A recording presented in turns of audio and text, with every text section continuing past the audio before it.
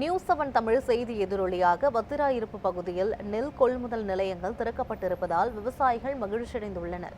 விருதுநகர் மாவட்டம் வத்திராயிருப்பு மற்றும் அதன் சுற்று வட்டாரத்தில் உள்ள கூமாப்பட்டி, கான்சாபுரம், தம்பிப்பட்டி, சுந்தரபாண்டியம் உள்ளிட்ட பகுதிகளில் கோடை நெல் அறுவடை பணிகள் நடைபெற்று வருகின்றன. இந்த நிலையில் அப்பகுதியில் அரசு கொள்முதல் நிலையங்கள் திறக்கப்படாததால் விவசாயிகள் குறைந்த விலைக்கு தனியாருக்கு நெல்லை விற்பனை செய்து வந்தனர். இதுகுறித்து நியூஸ்7 தமிழ் தொலைக்காட்சியில் தகுந்த ஆதாரங்களுடன் செய்திகள் வெளியிடப்பட்டன.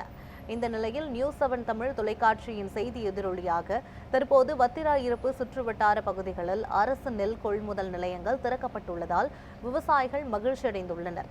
ஒரு குவிண்டால் நெல் 2400 ரூபாய் முதல் 2450 ரூபாய் வரையிலான விலையில் அரசால் கொள்முதல் செய்யப்படுகிறது.